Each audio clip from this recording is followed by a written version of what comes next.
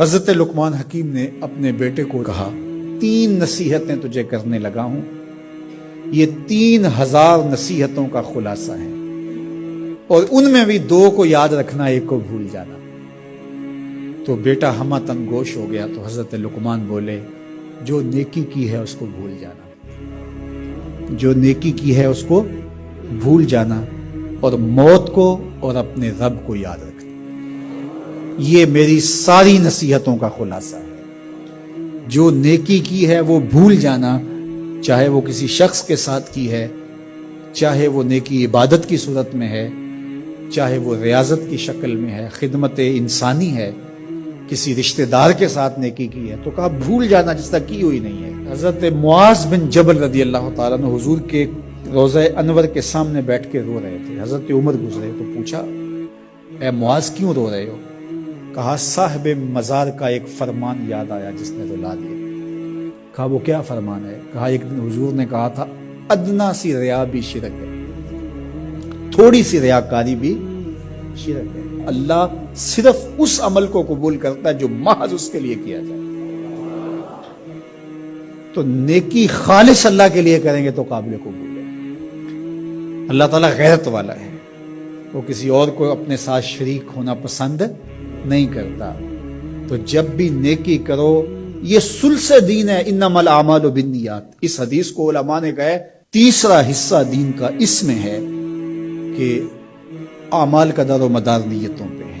نیت کا خالص ہونا شرط ہے، ورنہ محنت بھی کی، سجدے بھی کیے، خیراتیں بھی کی، سب کچھ کیا، لیکن نامہ اعمال میں 0 کو ہوگا۔ کیتی کتری پئی خو محمد تے سکہ بنیا سردا۔ تو ریاء سے بچنے کی تلقین کی گئی۔ حضرت لقمان حکیم نے کہا جو نیکی کی ہے اس کو بھلا دینا، اللہ کو اور اپنی آخرت کو کبھی فراموش نہ کرنا۔ جب آخرت مستحضر رہتی ہے، ہر وقت بندہ خیال میں رہتا ہے کہ میں اللہ کے حضور پیش ہونا ہے، ایک میدان لگنا ہے، وہاں ترازو گڑے گا، اعمال تولے جائیں گے، تو خود بخود اپنا محاسبہ کرتا رہتا ہے۔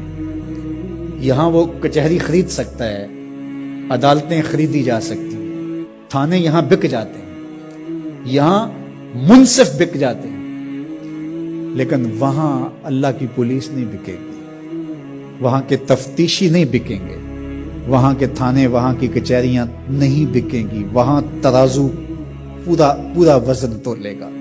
یوم تبلی السرائر فما له من قوت ولا ناصر۔ فرمایا جس دن راز کھول دیے جائیں گے، کوئی کسی کی مدد نہیں کر پائے گا، اور نہ کوئی طاقت سے اپنے عیب کھلنے سے روک سکے گا۔ تو جب مستحضر ہوگا کہ میں اللہ کے حضور پیش ہونا ہے، ایک کچہری لگنی ہے، ایک عدالت لگنی ہے۔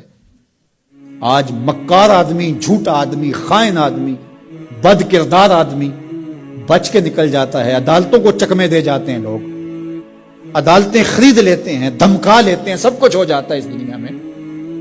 طاقتور کی کوئی بات نہیں کرتا، کمزور پھٹے چڑھا دیے جاتے ہیں، لیکن ایک عدالت ایسی لگنے والی ہے جہاں انصاف ہوگا، جہاں عدل ہوگا۔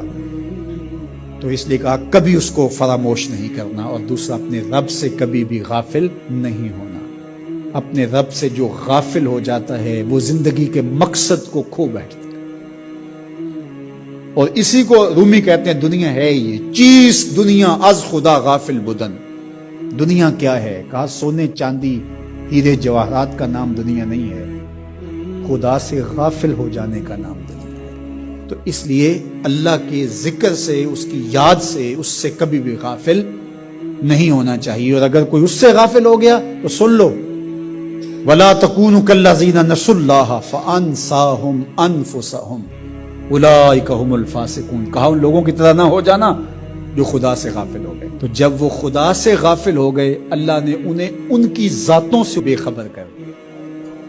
کسی نے کہا اقبال سے کہ تو نے خود ہی کا سبق کہاں سے لیا تھا؟ کہا قرآن کی اس آیت سے لیا تھا۔ اور یہ بات ذہن میں بٹھا لیں، اپنے لیے بھی اور اپنی اولادوں کی تباہ میں راسخ کریں جیسے بھی ہو سکے، کہ ایک چیز کو بھول جانا ہے، جو نیکی ہو گئی بھول گئے، اور اللہ کو بھی یاد رکھنا ہے اور آخرت کو بھی یاد رکھنا ہے۔ یہ چیز یاد رہ گئی تو سمجھ جاؤ خیر ہے، اور اگر یہ 2 چیزیں بھول گئی اور جو بھولنے کی چیز ہے وہ یاد رہی تو سمجھو ہم نے اپنا سب کچھ لٹا دیا۔